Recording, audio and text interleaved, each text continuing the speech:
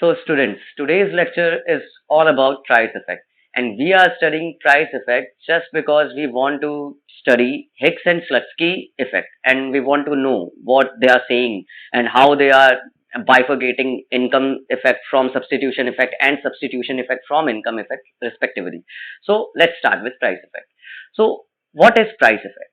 Let's assume there are two commodities, good X and good Y, and a consumer buys these two commodities.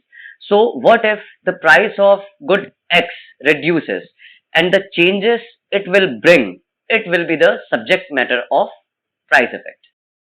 Now, the first condition of price effect is when consumer prefers good X more than good Y.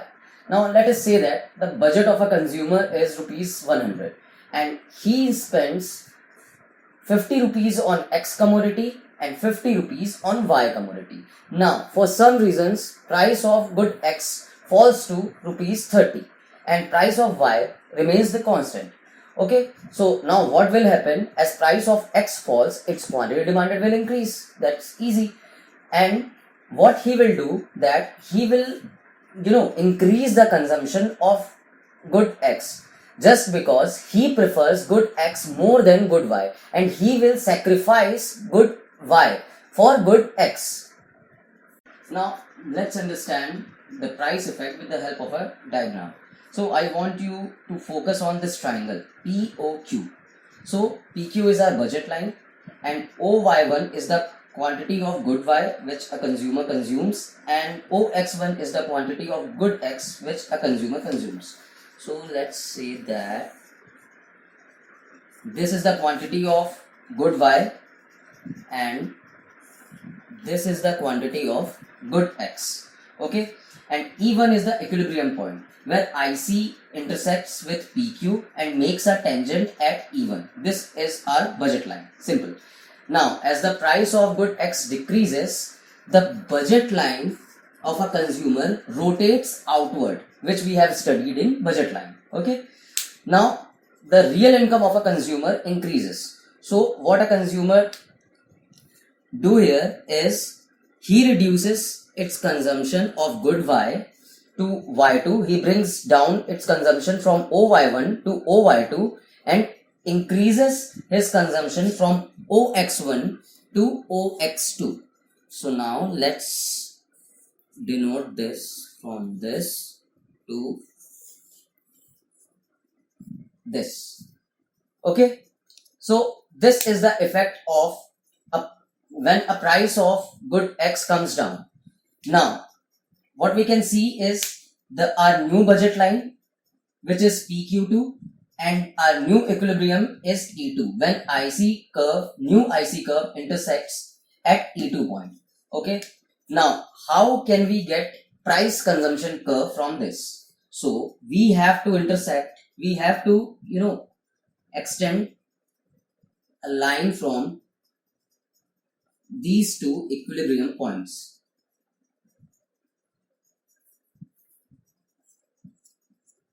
So our price consumption curve is this from E1 to E2. This is our price consumption curve. So students, what are the takeaways of price consumption curve and the first condition of price effect? So when delta X is greater than delta Y, this is the necessary condition. Okay. So how this condition justifies itself? So when quantity demanded of good X is greater than quantity demanded of good Y. Okay. So we have taken the example of good X whose price has fallen now. Okay. So now when first condition is justified, the second condition is PCC slopes downwards and forms a negative slope because of the negative relationship. So what you will get in the question paper is whenever you write any competitive exam, just say like UPSC or UPSC economics or UGC net exam, you will get this question like in what circumstances PCC curves slopes down and negative. So you will have to memorize this. Okay, so these are the takeaways from our first condition. Now students, let's come to the condition number 2 of price effect, which says that when a consumer consumes more of good X, but doesn't decrease his consumption of good Y. So let us understand with the help of an example. Now, let's say that the budget of a consumer is rupees 100 and the price of commodity X is 50. Now, in this, when the price is 50, he consumes like one quantity of commodity X, and the price of commodity Y is 50, and he also consumes the quantity of Y as 1. Now, price of X commodity came down to 25 and the price of Y commodity still remains the same. Now the new quantity of commodity X turned to be 2. He increased the quantity, consumption of the quantity of commodity X, and the quantity Y and the consumption of quantity Y remains the same. So let us explain this with the help of diagram. So students, let's understand the condition number 2 of price effect. So PQ is the budget line and OY1 is the quantity of good Y and OX1 is the quantity of good X which a consumer consumes. Now E1 is our equilibrium point at which IC is intersecting PQ and making a tangent at E1. Okay, now the price of commodity X decreases, so our budget line will rotate outward. So PQ2 is our new budget line and E2 is our new equilibrium point where IC2 makes tangent at E2.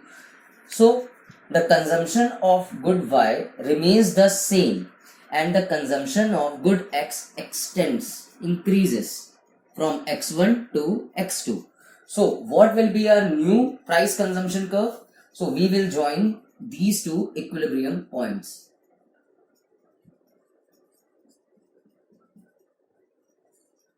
This is our new price consumption curve. So what are the takeaways from this condition? So this condition only happens when quantity demanded of good X increases, but quantity demanded of good Y remains the same. Okay, and why will quantity demanded of good X increases? Because the price of good X came down. Now the second condition is, which is very important, PCC is horizontal and parallel to X-axis. This is our price consumption curve and this is horizontal and parallel to X-axis. So take the takeaways to your grade. It is very, very, very important. So students, let's see the third condition of price effect. When consumer prefers both good X and Y. Now, let us assume the budget of a consumer is rupees 100 and he spends rupees 50 on good X and rupees 50 on good Y. Now, when the price of X falls to rupees 30 and the price of Y remains constant like as rupees 50, the extra 20 rupees he gets, he spends both on good X and good Y. So it may be equal and it may not be equal. So this should be noted. Now let us see this with the help of a diagram. So students, this is the diagram for third condition of price effect. Now PQ is our budget line and OY1 is the quantity of good Y and OX1 is the quantity of good X. And IC indifference curve intersects PQ at E1, makes tangent there. Okay, so this is our equilibrium point, and when the price of good X falls, so our budget line would rotate outwards. Now PQ1 is our new budget line. Okay, so a consumer, that extra 20 rupees which consumer got, he spends that on good Y as well as on good X. So our new equilibrium will be at E2 when indifference curve 2 makes tangent at E2 point on new budget line PQ1. So what will be our new price consumption curve? So we have to join these two equilibrium points. So let's make the straight line, not the curve as per se. Okay. So this is our new price consumption curve. So students, the key takeaways from the third condition of a price effect is the delta x and delta y both are positive and increasing. Now what is delta x? The change in the quantity demanded of good x and the change in the quantity demanded of good y. Both are positive and increasing. Now when the price of good x fell, so the quantity demanded of good x increases, and with the help of that additional income, good the demand of good y also increases. Now the second point is PCC, price consumption curve, is upward sloping and positive. This is very important. It is upward sloping and positive. So students, let's see what is the real shape of price consumption curve, that is PCC. So first condition tells us that PCC slopes downward. The second condition tells us that PCC is horizontal and parallel to x-axis. And the third condition tells us that PCC is upward sloping and is positive. So what the today's economists think that the real shape of PCC could be downward, could be horizontal, and could be upward sloping. But the most probable and most likable scenario is that the real shape of price consumption curve is U-shaped. Now let's see how it happens. So this is our diagram, and PQ is our budget line. Okay, in PQ budget line, OY1 is the quantity demanded of good Y and OX1 is the quantity demanded of good X, and E1 is the equilibrium point where IC1 intersect with PQ budget line at E1. Okay, so when the price of good X fell, okay, so our budget line rotates outwards to PQ1. Now our new budget line is PQ1. Okay, and PQ1, the quantity demanded of good Y is OY2 and quantity demanded of good X is OX2. Okay, and IC, indifference curve, intersect and makes tangent at E2. Alright, now in this scenario, when the price of good X came down, so consumer substituted it and purchased more of good X than of good Y, which we already read in condition 1. Okay, so once again, when the price of good X comes down again and our budget line shifts and rotates outward to PQ2. Now PQ2 is our new budget line. Okay, so what a consumer thinks, so he thinks that he has enough of good X, so he should buy more of good Y now. Okay, and if not, that's not the case, then he should be at the same level of consumption at good Y. So in our new budget line, E3 is our new equilibrium point when IC curve intersect PQ2 at E3 point. Okay, so at this point, see the condition 2. Okay, PCC is horizontal to x-axis. Now in this scenario, the quantity demanded of good X is increasing. Okay, but the quantity demanded of good Y is not increasing at all. So Y2 remains the same.